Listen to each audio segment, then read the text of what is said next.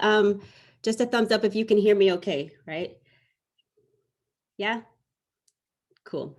All right. So going to be really intentional as I can about just sharing, human trafficking from the survivor's perspective. I know that we're all here, and in this conference, you're going to hear a lot about human trafficking, and you're going to hear a lot of stats. You're going to hear a lot of data. The perspective that I want to share is just the real, raw. What does it really look like? I know we know, like, we're familiar with the federal definition. We're familiar with, a lot of us do this work full time, so we're familiar with human trafficking. But what I want to talk about today is just the rawness and the realness of what it really looks like. So we're going to take away all those big words, and we're going to take away all of the, all the things that we've learned. And I just want to bring you into the life of how this world looks from the eyes of a survivor. I am an overcomer of trafficking myself. However, I understand that there are like diverse perspectives. There are other survivors, there are other overcomers. And so the perspective that I'm going to share today covers not all, but some, right? I just want to be mindful of that.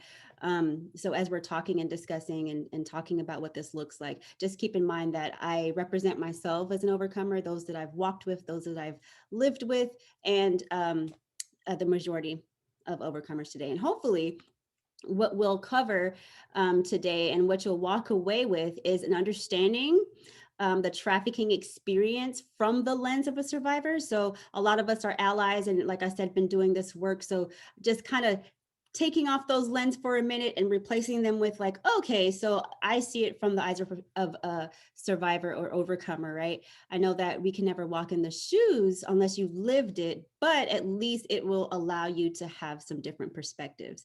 And then just some tips on how we can better connect with survivors. So the first thing is we don't choose the life. If you've ever heard the term the life or the game, there's nothing life-giving about that, right? It's really just referring to the darkness and the reality of living the life as a trafficked victim, as an individual who has been trafficked. And we don't choose it. A lot of victims are forced, coerced, manipulated. Some do it for survival. And for some, it's generational. I have a lot of conversations with individuals that say, you know what, my mom was this way, my grandmother was this way. I mean, this is just my life. This is what I was destined to do, just because it's been in my family for so long. And even though those individuals may be out there, under the pretense that they've chosen this life, certainly they haven't, especially if it has a lot to do with generational, right? And for others, they flee the life to get away from past trauma. We use the word recently, we've recently been using restoration, right? Restorative care programs. I want you to be restored, restore your life. Well, for a survivor and for a victim, it's kind of like, okay, I understand restoration, but you're going to help restore me to what? Because as far as I can remember, I don't have any good memories, right, in my life. Trauma happened so much and so young. I don't know what you're talking about as far as restorative care. What does that mean? Restore to what? Because again, just past trauma causes people to, just go into the life of trafficking as well.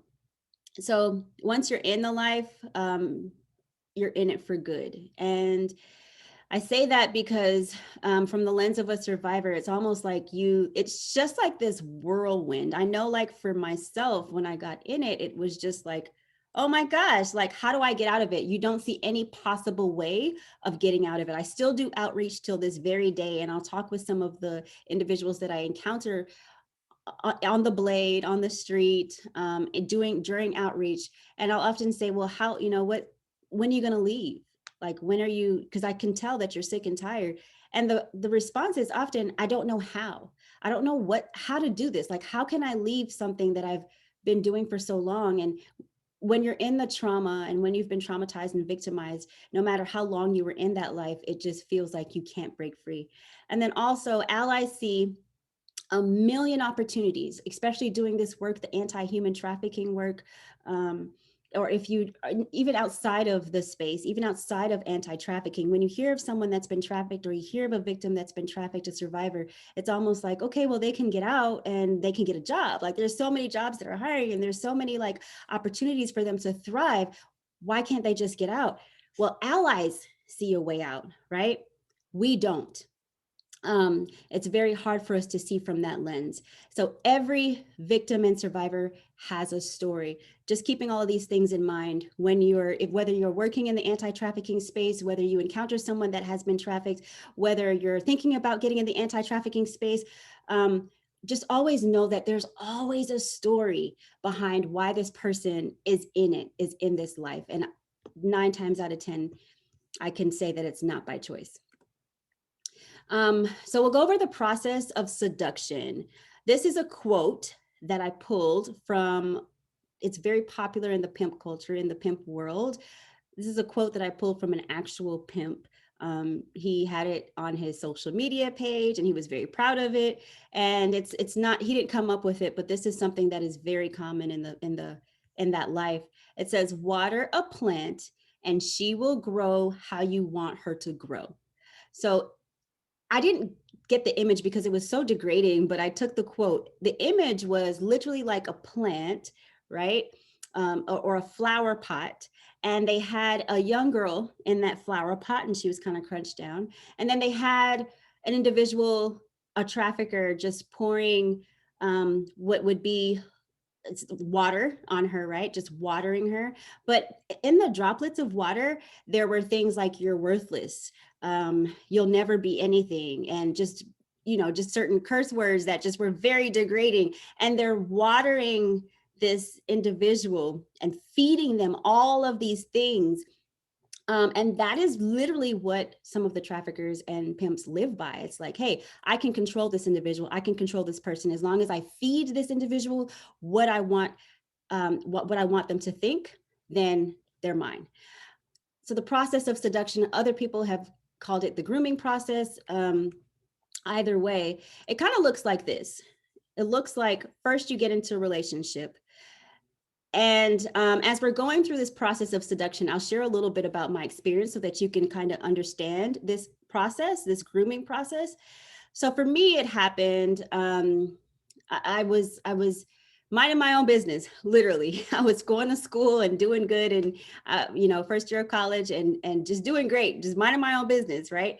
And then a mutual friend comes back one night. She missed school to be in some talent show. There was some big talent show in Houston, Texas, that was going on, and she is a singer, so she went to this talent show, and she happened to meet these guys. They were in a band and they were awesome. And so she came back to school and she was like, oh my gosh, I met these guys and they're so cool and they're so talented, and they want us to come hang out.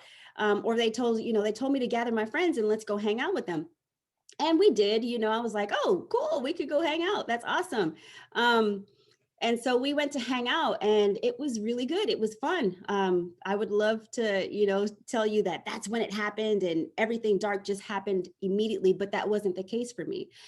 We started hanging out with these individuals, with this group of guys, for about 3 to 6 months. It was just literally just hanging out with them.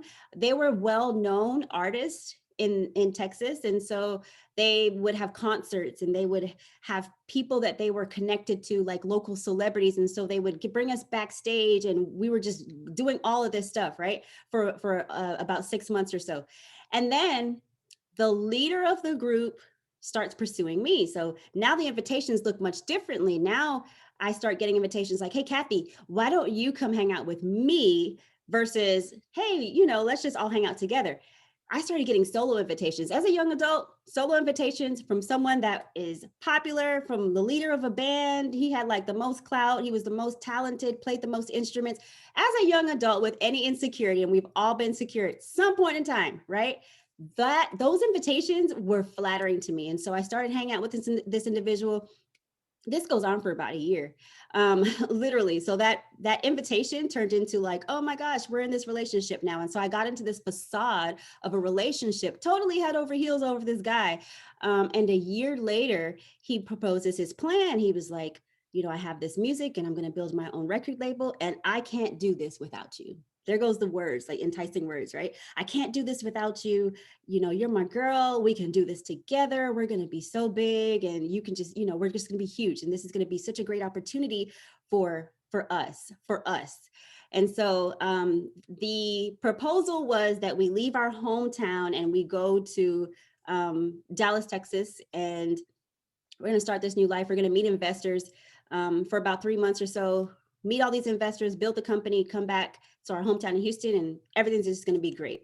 And so I didn't know anything about music, didn't know anything about business. All I knew was the person that I was in love with, and the person that I trusted, and the person that I was so connected to for about a year offered me an awesome opportunity to not only get to spend more time with him, but to be his business partner. And so I was already in this relationship.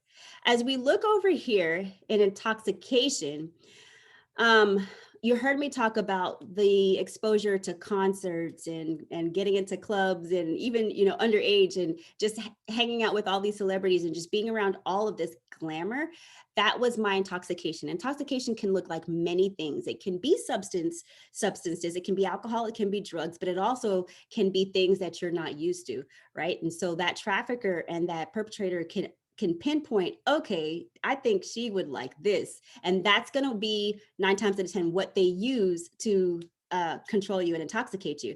And so for me, it was the glamorous lifestyle. For me, it was words of affirmation. I grew up in a fatherless home, right? So for me, it was like this man telling me how beautiful I was and how awesome I was. And I was so intelligent enough to start a business with him at such a young age. Oh yeah, this is who I want to spend the rest of my life with. So they intoxicate you.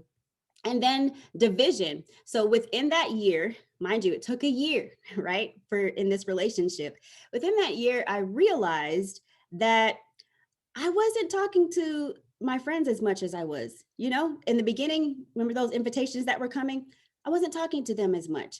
And then I moved out of my mom's house. When I was in school, I was living with my mother, but he successfully created friction. Like me and my mother were bumping heads, and I couldn't even tell you for what, but he was successful in creating that divide. And then isolation. So before I knew it, this was my entire world. He was my entire world. It was just me and him, and that was it. That capitalization, that's when he said, hey, I have this job opportunity for us to start this record label. So usually it's the process, right? When we think of individuals that have been trafficked, we think of maybe timelines. A lot of popular culture in society, we were looking out for the big white van with dark windows. We're looking out for things that we see in the movies, abductions and stuff like that. And yes, those things do happen. However, for most of us, it happens through this process of seduction, this grooming process, this process of, I love you, like I want to build with you, I want to get to know you, and then they capitalize. The types of pimps or traffickers vary. So for me, I fell in love with this guy. So he was a Romeo. He used his charm. He was very, very charming. He used promise of love. He was my friend. He was everything that I wanted, right? And they promise you freedom. So freedom for me looked like, hey, we're going to go start this record label. We're going to be rich, and we're just going to be able to take care of our families. Then you have the CEO type trafficker. The CEO uses wit and clout. Promise of career, glamorous lifestyle. This is the person that pulls out his cell phone and starts showing you all their contacts of like celebrities and like people in the business world. Whatever you want to do, like if I wanted to, own my own business, he'd pull out the phone with all these successful entrepreneurs, right? And I know all these people. I'm so connected. That's the CEO. So they use that career. The gorilla is something that we're kind of familiar with because we'll see this type in like movies and stuff. And they do exist, but this person uses force, physical harm, and control. And then there's a partner. This pimp and this trafficker I call the partner because they use their own vulnerabilities. So if they're lacking money, they'll be like, you know, oh, I can't work. Oh my gosh, like, look at me because I broke my foot. I can't go back to work. What are we going to do to survive? Like, all I want to do is take care of you. However, right now I can't. So we have to do this together. And they'll use manipulation and guilt to make you think that you are making the choice to exploit yourself in order to take care of them.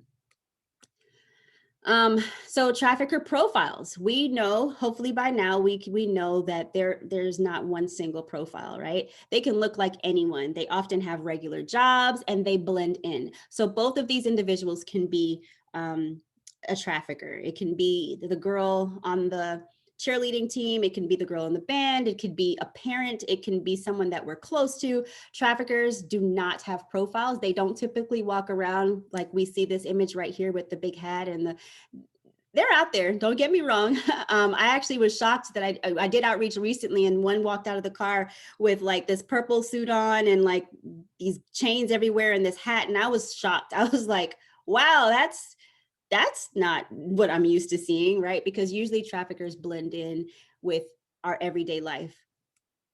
There's hierarchy in the game. And so we have the master trafficker. This is the big dog. You usually don't see him, right? As a survivor, as a victim, you know, they usually don't interact like that. This is the one that's calling all the shots. This is the one that's organizing. If you think of organized crime, this is the one that's like that nobody sees, like in movies, right? Nobody sees this person. They actually do exist. And so that's like the master trafficker. Then we have the primary trafficker. This is the one that survivors, this is the one that victims are usually interacting with.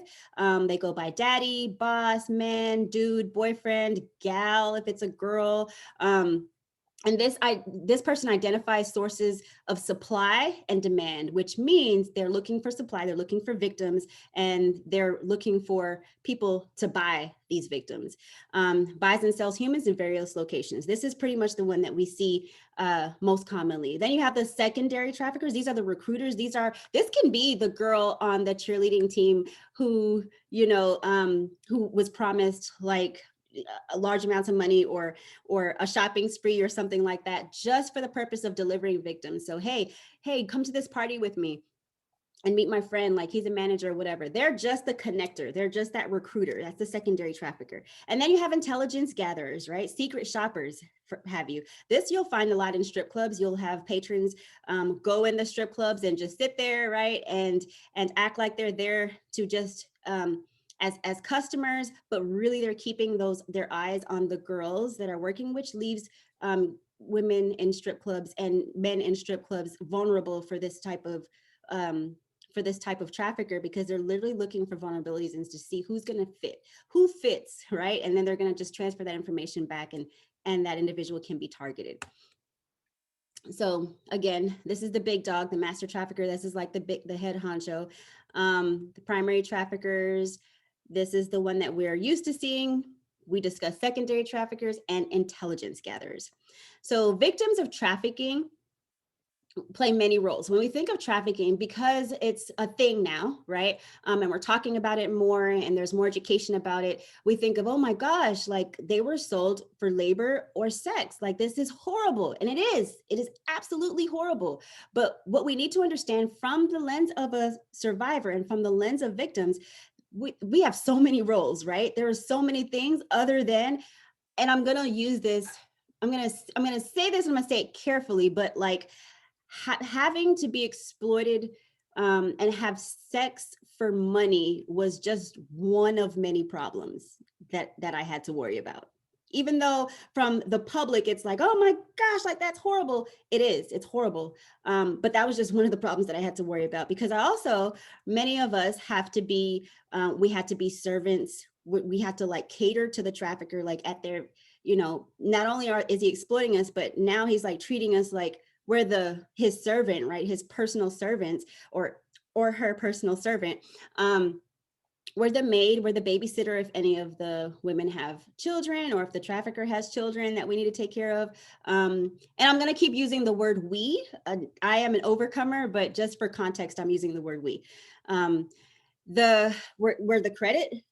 So if I have good credit before I met this individual, He's going to prey on that so that I can put everything in my name, because again, they want to remain as anonymous as possible. They don't want to get caught up.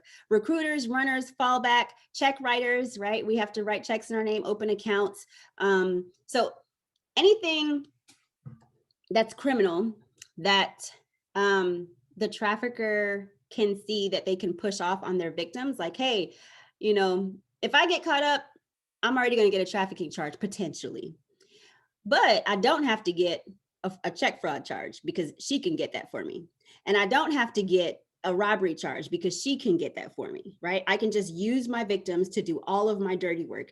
And so as allies, specifically in the space of anti-trafficking, we want to make sure that when we're helping these individuals that have been trafficked, we keep in mind that yes, they were horribly exploited for sex or labor. However, they had to endure so many other roles that there's so many layers that we need to address in trying to help these individuals. And in addition to that, it's not only what the traffickers want, but now we have to think about the demand. So it's plus whatever buyers want them to be. So as I'm being exploited, if a buyer wants me to be, you know, a maid of some sort, then I also have to be that person as well. Let me see.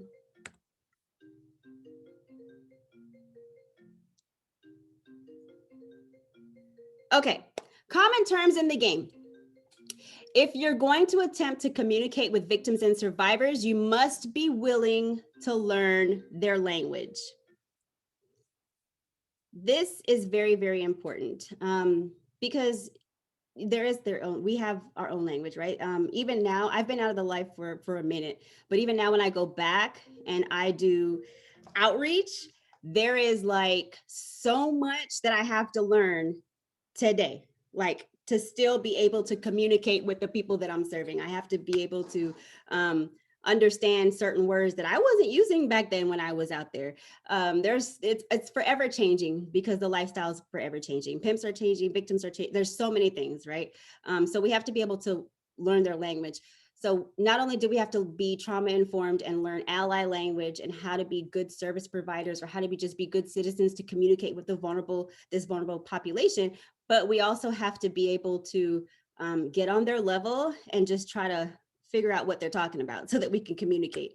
So some of those terms I have here, and I can't wait till the Q&A because I'm usually very interactive. So I would love to know if anyone any one of you guys are familiar with any of these terms. But we have like the renegade. So this is the individual that who got away from their trafficker potentially, or never had a pimp.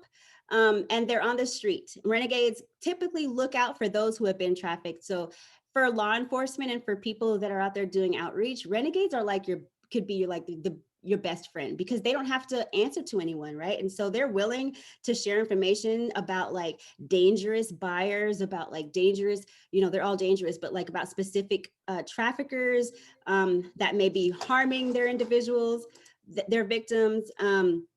So they have like the intel to do it. And these renegades, unfortunately, are extreme risk of being exploited themselves because they're out there on their own. And again, I say on their own, but if you remember the first slide, like no one just chooses this life, right? There's always a root cause to why people get caught up in the life of trafficking. Family, stable, tribe. These are individuals under the control of the same pimp. So a lot of times if you're talking to an individual who has been trafficked, she'll say her family, like my family didn't used to do that. People is also another word. Hey, my people live over here, or my tribe lives over there, my stable is over there. Typically right now it's just hey, my people. So if you're talking to an individual and she says, hey, I can't stay too long because I got to get back to my people. Typically that's what they're referring to as a family, stable, tribe. Out of pocket, this is when an individual that is a victim gets off track, right? Or out of their pimp's sight. This is, this is one of the main things, and speaking just very candidly, this is one of the main things when I was being explored. This is one of the main things that I used to, this was the reason that I used to endure so much beatings and pain, because I was often, because I was so green and because I didn't know where I was and I wasn't familiar with where I was, I would often like stray off of where I was told to go. This is a huge thing, especially if you do outreach. You'll hear them like they're specifically supposed to stay in sight. They're specifically supposed to stay wherever their traffickers and their pimps tell them to stay. And if they don't, this could be very, very dangerous. This is key also for people that do outreach nowadays. You never want to put the individual in danger by pulling them off or saying like, hey, come go with me. Always ask, like, if this is going to cause them any danger, like, hey, come with me to a coffee shop so we can get you warm, and all that kind of stuff is great. But always make sure you're asking, is this going to leave you in danger in any type of way? Will you get in trouble in any type of way? Just to make sure that we're protecting the individuals that we're serving. Squaring up is attempting to leave a pimp trafficker or exit the life. So if you say, hey, I'm sick and tired of being sick and tired and I want out, that's called squaring up. And the consequences of squaring up is usually never really good. A pimp circle, this is when a group of pimps or traffickers surround a victim and kind of force them to choose up. And this is usually through like eye contact. Exit fee, this is money that a pimp or trafficker will demand to let them leave. And usually it's some outrageous amount of money that they know, it's going to take me, years to get out by the time I can like pay this fee to exit, right? Unless something miraculous happens. So it's usually not, it's not very common anyways, that pimps and traffickers would let their victims go with a fee, with an exit fee.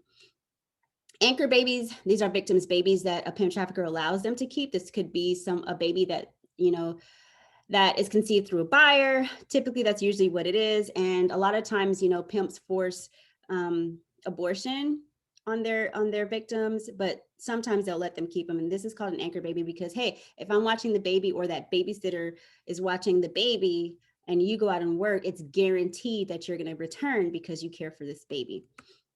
Head cut, this is when a victim is beaten for breaking rules, like getting out of pocket.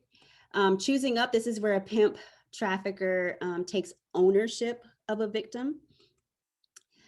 Because this can happen by eye contact. That's one of the red flags, right? We know that eye contact is one of the things we tell people to look out for, because if they're not giving you any eye contact, they're literally trained. Like, we're literally trained not to look people in the eye. It took me so long to that's a skill that I had to master, is to look people in the eye again, because you were trained, hey, don't look anyone in the eye, because if you accidentally look a pimp in the eye, that means that pimp now has control over you. That pimp can go back to your pimp and say, hey, she chose up, she's mine now. And it's a messed up, crazy cycle, right? But I'm telling you all this so that you can understand, again, from the lens of a victim and survivor. Madam, this is usually a female pimp or trafficker. Many of these madams also started as victims themselves. Also, the bottom. Unfortunately, the bottoms, we hear a lot of women that go to jail for compelling prostitution, or they go to jail for being traffickers themselves. Unfortunately, the bottom has so much role and responsibility that the pimp kind of forces them on them, that mistakenly we are prosecuting these victims as traffickers, when it's really like they didn't have a choice, right, to do what their trafficker demanded of them. So the bottom refers to an individual that has been trafficked and through loyalty has gained like a management position or has been promoted in the eyes of a trafficker. And he or she is responsible for training and taking care of all of the other victims, right? So this is a victim that's kind of moved up in the chain, and now she's responsible for taking care of like all the other victims and keeping them in line. So a lot of times too, traffickers will, that head cut, right? Abusing a victim or causing harm to a victim. If the trafficker doesn't feel like doing it for that night or whatever, they'll usually let the bottoms do that. And that, if you think about that, that's so much more trauma that bottoms have to go through, because not only were they exploited, but now they have to inflict pain, from a place of being really just being under duress. So one of the main jobs of the bottom is to recruit other victims. This is where those charges come in. This is where we, get caught up in prosecuting victims for, essentially trafficking other women or other children or other men and boy, because she had to, because that's in her job description in the eyes of a trafficker. Again, we just want to remember that bottoms are victims as well. Many bottoms become traffickers. Here's why: because fear, threatened with actual violence, they have no choice. Anchor babies, we talked about that. A lot of them feel trapped because this is the only way that they're going to support their children and protect their children. They see it as like a graduation, like a roll up. And maybe like if I become his right hand man or his right hand woman, his right hand person, then maybe I won't get in trouble as much. Maybe I don't have to like endure some of the other things that other victims have to go through if I just like move up in the chain, right? And work with him. So less physical harm and more leeway, more time to go see their family, or more time to go see their children, or whatever that may be. Improvement of circumstance. So again, this is, maybe you don't have to be cooped up in the same room with us. Maybe you can go get your own apartment. Yeah, you'll get your own apartment. I'll be there, as the trafficker will be right there, but okay, I'll let you get your own apartment. So a lot of the times it's like these little things that it seems little to us on the outside, but it's like, okay, if I'm going to have a better life in this life, then I got to do what he says I'm going to do. And so therefore I'm the bottom. We want to talk about some historical trauma too. Who's impacted by historical trauma? American Indians, First Nations people, immigrants, people of color, including African-American, Blacks, and families living in poverty. This is important. Historical trauma is an important topic, especially for allies and service providers who are in this fight, in this movement, in the anti-trafficking movement, because you're going to encounter people of color, you're going to encounter immigrants, right? You're going to encounter these vulnerable populations. And we have to remember that when they come to us for healing or restoration from sex trafficking or labor trafficking, we have to also address them individually and what they've experienced in their life, right? So this matters because victims with historical trauma are most unlikely to work with service providers, allies, and law enforcement. So yeah, okay, I've been trafficked, but I have all this other trauma that I'm dealing with, right? That's historical, that's generational. And I cannot get myself to trust that a service provider or someone else is here for me. I can't get myself to understand that there's other people in this world that are going to care for me. Why? Because I'm Black, right? There's so many things that come with that. And I don't know that if a white service provider is saying that they're going to take care of me, they're going to take care of me well. That's just an example of like some historical trauma, right? So when we're approaching these victims again, speaking from the eyes of a survivor, when we're approaching these victims, we have to be mindful. We can't ignore it. We have to be mindful that, okay, what kind of trauma do they have in addition to the trauma that they experienced from being trafficked and exploited? So just a holistic approach, especially for service providers. We want to look at the whole self, right? The whole person. Oftentimes, we want our victims and survivors to work with law enforcement.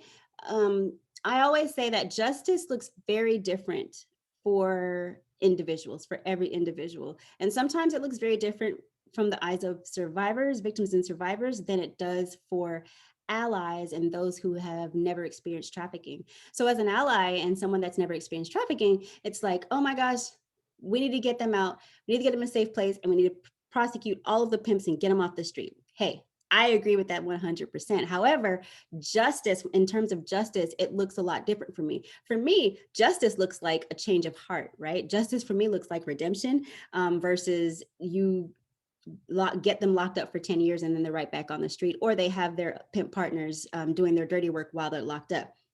I absolutely believe that people need to be prosecuted. They need to go to jail. They need to get off our streets. But we also need to go a step further and think about and include victims and survivors' voices as far as like, okay, what holistically, what does this look like for you?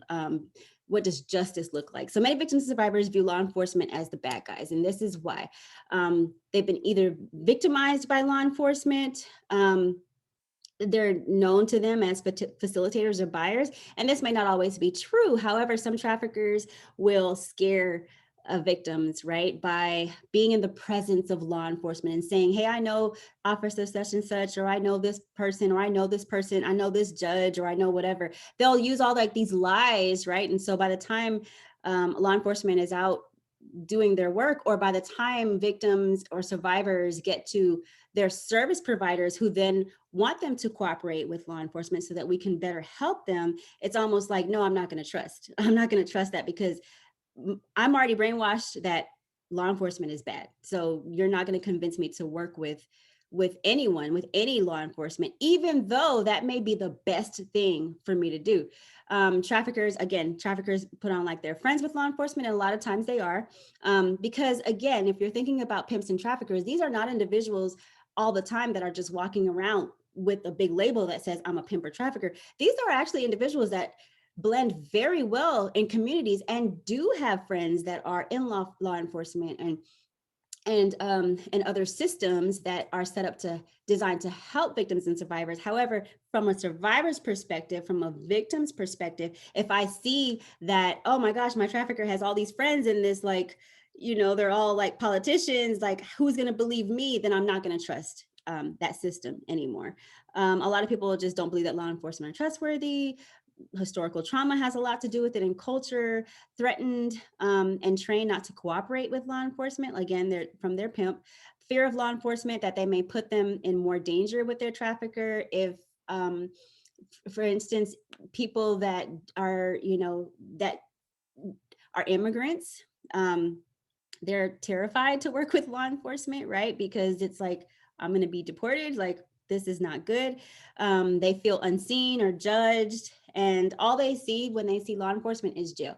That's key specifically too for service providers, because unless you are building trust-based relationships with the people that you're serving, initially, I do a lot of operations too. And initially at that first point of contact, it's like law enforcement, right? And then the next person that comes in is a service provider. Well, all I see right now is law enforcement. And all I see is that everyone is on the same page. That's all I see. Law enforcement. Doesn't matter if you're saying you have a home and a shelter for me, and you have food for me and warm clothes and all of that. All I see is law enforcement. And my perception of law enforcement is not a good perception of law enforcement. I can say that personally, I did have my one good encounter out there when I was in the life was with a law enforcement officer. And I just remember his eyes when I was out there, and he was like, please just tell me, if you just tell me that you're not supposed to be out here, then I can help you. And because I didn't trust him, I knew that he was a good person because I could just tell in his eyes. But because I was so fearful about what I was told, and not to mention I had, the bottom like watching me and stuff, I just walked away. I lied. I took the charge and couldn't connect with him, even though I really wanted to, just because of the fear was just so real. So some solutions on how to better connect with victims and survivors: stay away from labeling, right? Remember that everyone has a story. You don't want to get caught up in how people appear to be, because they've been victimized, right? It doesn't matter if you see someone walking down the street smiling, happy or whatever, and they're like, yeah, I just, I want to be here. Or they have the worst attitude externally, right? Like they're like, leave me alone. I don't want your services. Just stop trying to talk to me. It doesn't matter. These individuals have been victimized, right? And so a lot of the things that we see externally are just that outer layer of protection of like, this is all I have. This is my guard. And so just don't get caught up in what they appear to be. Avoid sensationalizing and stigmatizing portrayals. So, if you leave this conference and you're like, hey, I'm going to gonna put on my own conference, or I'm gonna put on a training, or I'm gonna get some small groups together and we're gonna talk about this. In your marketing material, don't try to avoid putting things like chains, and a lot of times we see like the hand over the mouth, right? You want to make sure that what you're representing is representing a diverse group of individuals that have been trafficked, right? You don't want to go one way or the other, right? We need to include Black and brown people that have been trafficked. We need to include white individuals, victims of trafficking. We need to include Asian victims of trafficking. Like, we can't just say it's just one thing, right? Like, this is the one image that I want to use.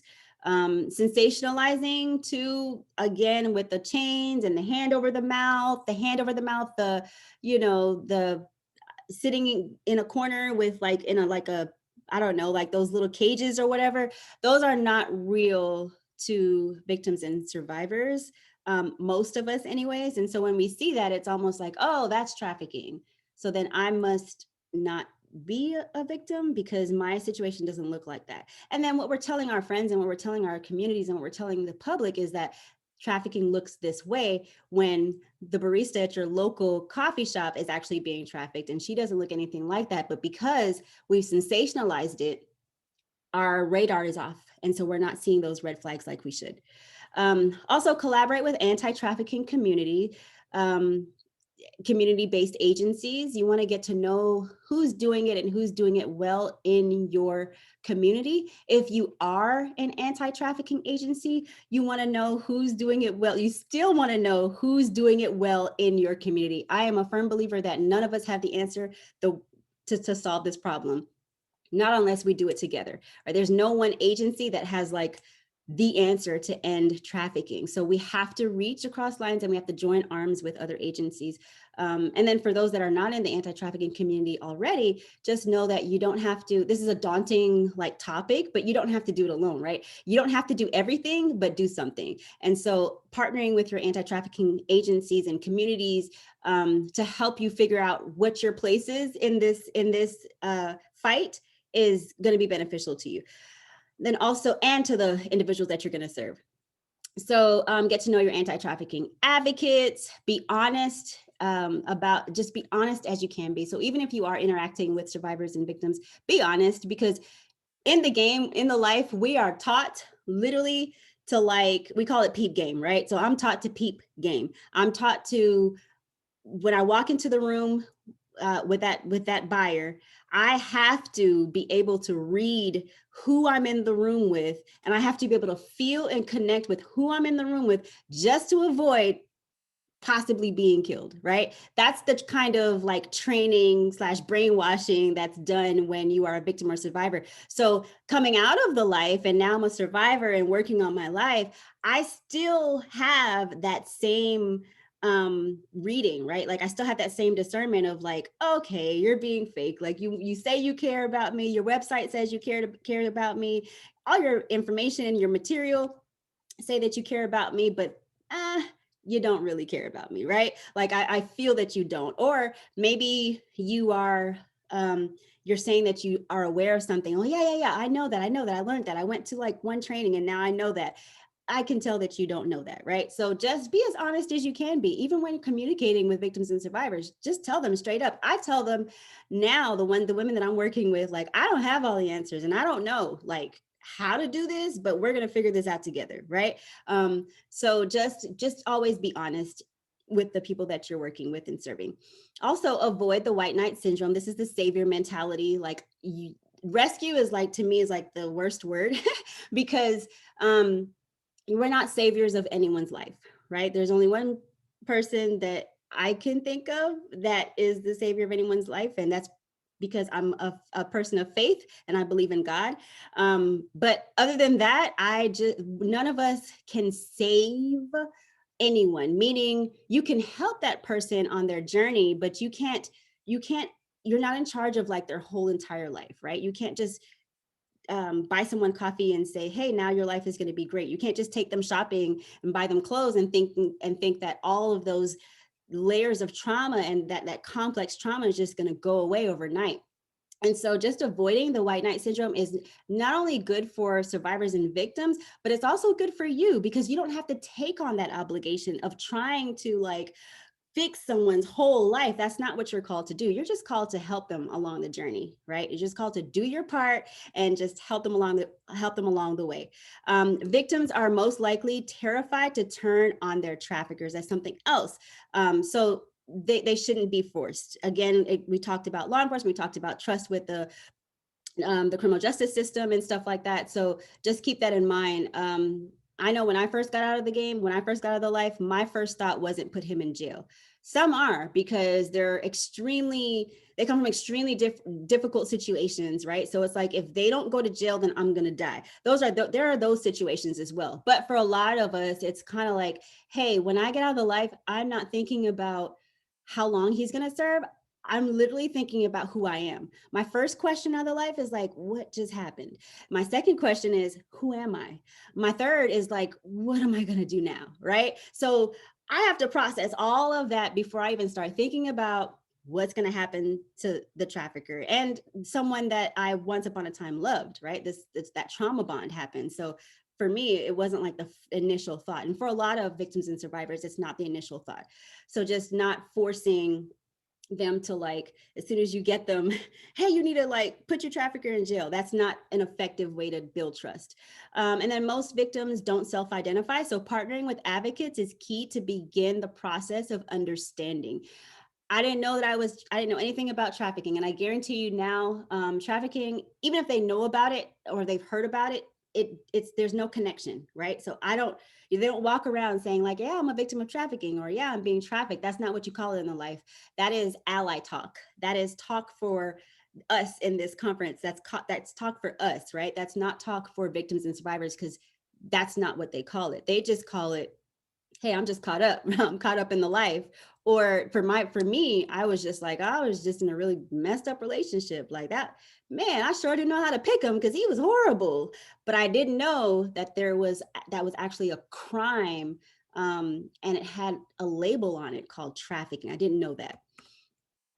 I talked about rescue. So the term rescue evokes images of victims who are chained up and physically freed by their rescuer from the hands of their trafficker. When I think of rescue, I think of like firemen, and I think of like the ambulance, I think of like first responders. That's what I think of when I think of rescue. When we talk about rescue in terms of trafficking, it's not necessarily the best term to use, because it kind of waters down the grit and the courage and the fight that victims have to make to even get out of the life.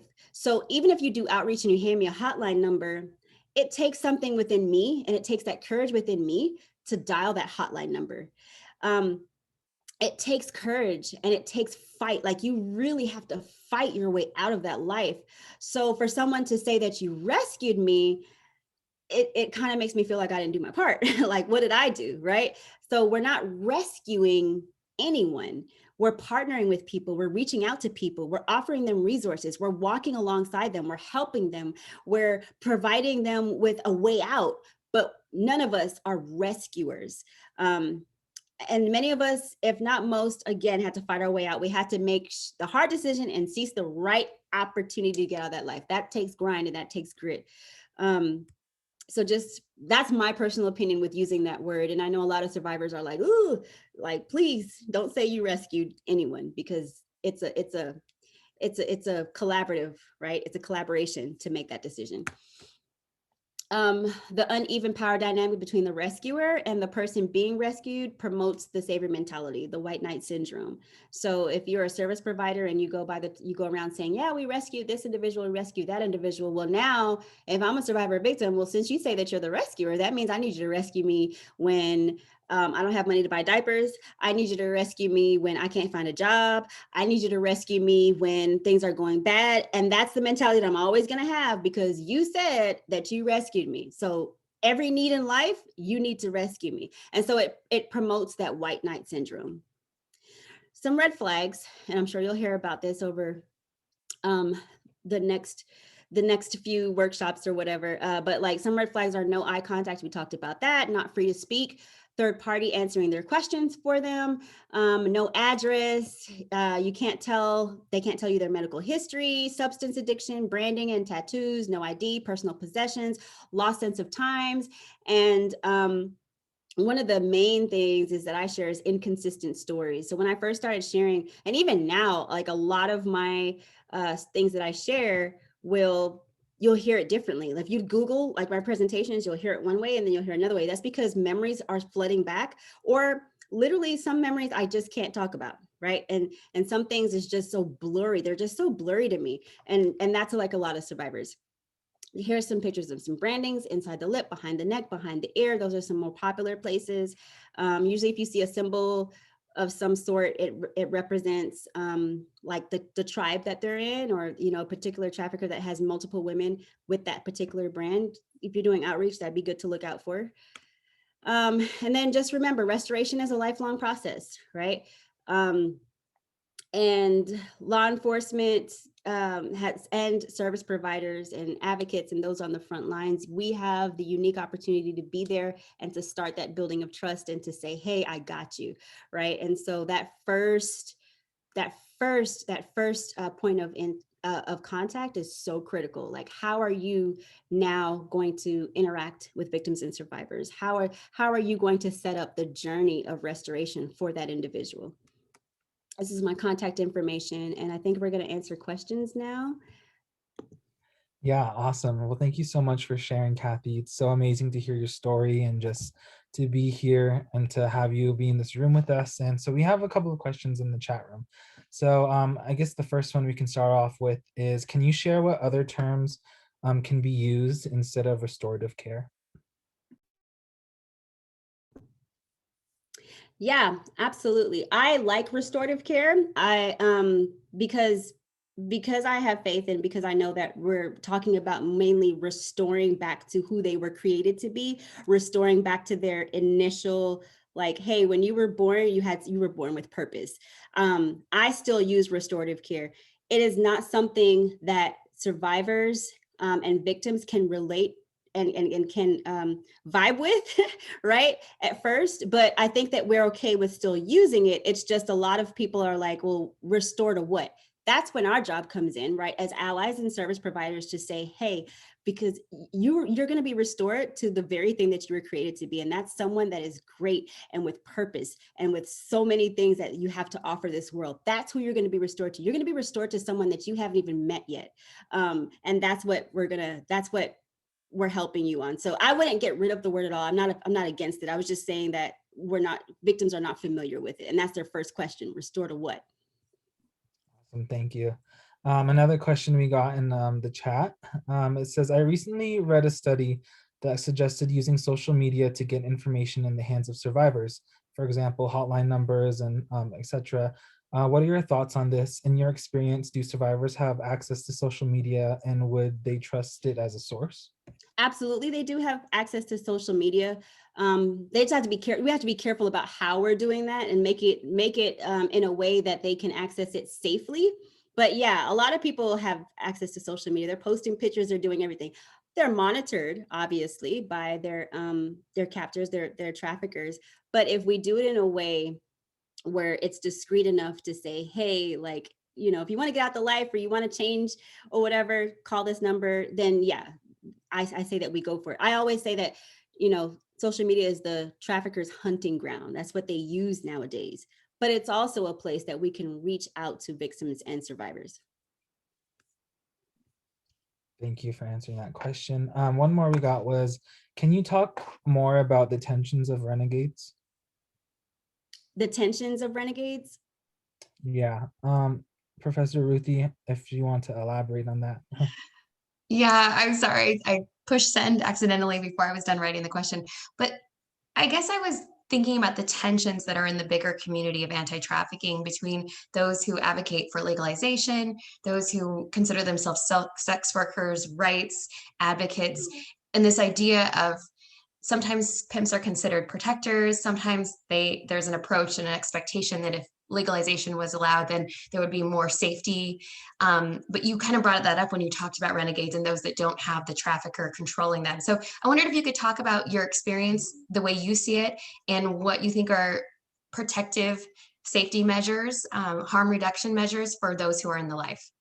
Absolutely. That's a great question. I'm all for harm reduction because there are people that are out there and they, like I said, I believe that there is a route to everyone. I don't think it's a choice for anyone. But until that route is discovered, we have to give people agency to say, this is what I want to do, right? Like I'm still gonna, offer the same services. I'm still gonna offer the same outreach resources and love on you just like you are a victim. However, if you say that you're choosing to do this, then I have to be okay with that. And so with renegades, in the life as renegades, usually these are someone that had a pimp or never had a pimp and that they're out there. They can be your best friend. Like they will tell you everything. And they are often the ones to protect the other individuals that are out there. They just have it rough, right? And especially when we talk about like the street. So there are different levels of where you can be trafficked, right? A lot of sex workers that are out there, I typically don't find a lot of sex workers in my work on the blade or on the street. Usually you'll find sex workers online or, hotels and other venues, but as it refers to the street, the renegades that are out there are like, I'm tired of a pimp. I don't want to get caught up in that. I just need to do this so that I can feed my kids. We need to be okay with that. We need to be okay with that. So some measures that I would honestly, I think that, I don't want to get into it, but like partial decrim and all that kind of stuff, I'm all for that partial. But we need to be mindful that, yeah, a lot of renegades out there without protection from their pimp. But it's a mindset that we need to help them come to realize, right? It's a mindset. I think that we need to offer the same resources and we need to love on them just like we do victims. We can't single them out because exploitation is exploitation. Thank you, Kathy. I'm not seeing any more questions other than if you could show your contact information again really quick for the participants here. Sure, let's see how I can. Oh, I did it. There you go. And if anybody else has any other questions, we have about time for like one more question if you all want to ask Kathy any more questions. And if not, we'll just kind of wait around for like 2 more minutes and we'll be done with this session. But we wanted to say thank you so much, Kathy, for sharing and just your boldness and bravery to talk about this subject and really educate us. I don't know if you've seen the chat, but a lot of us, there's a lot of thank yous and thank you so much just for being able to share and be here with us. It means a lot to us. So with that being said, we have another plenary session in about 15 minutes. So we're going to go into a break in about 1 minute if nobody has any further questions. It looks like somebody asked, can you talk about organization can you talk a little bit more about the organization that you are involved with? Yeah, it's called 1211 Partners. And our organization is set up for individuals that have gone through restorative care programs or individuals that choose not to go into programs. So we're there for the after piece to really help them thrive in freedom. And we do that 3 ways: through mentorship, which is the meat of what we do, career path development, and housing referrals. We understand that, there are a lot of individuals that go to programs and they learn and how to cope with trauma. They learn life skills, they learn all that stuff. What I was finding, and a lot of a focus group that we created with other overcomers, is that no one was really there, or there was nothing set up to help them apply those skills, right? And to help them practically live after programs.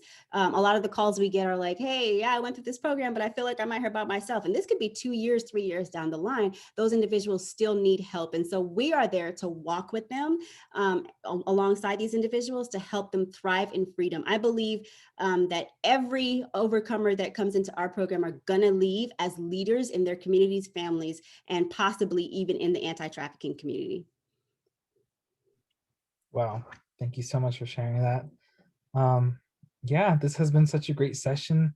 We're definitely all learning, definitely taking all the information that we learned, and I'm learning a lot as a student at Vanguard. So thank you so much. The chats keep coming, just saying thank you, Kathy. But it looks like we are out of time for this session, and since it is 2:45, so yeah, if you have any more questions and like to stick around, we can for a little while. I'm gonna stop the recording now. I'll just say thank you to everyone for just joining this conversation. This is so amazing. I always get super excited to see when people are like, "Hey, I want to learn and I want to take a stand against trafficking." So from as an overcomer and on behalf of other overcomers that are not able to join and maybe are not here yet, I just want to say thank you from the bottom of my heart. So thanks.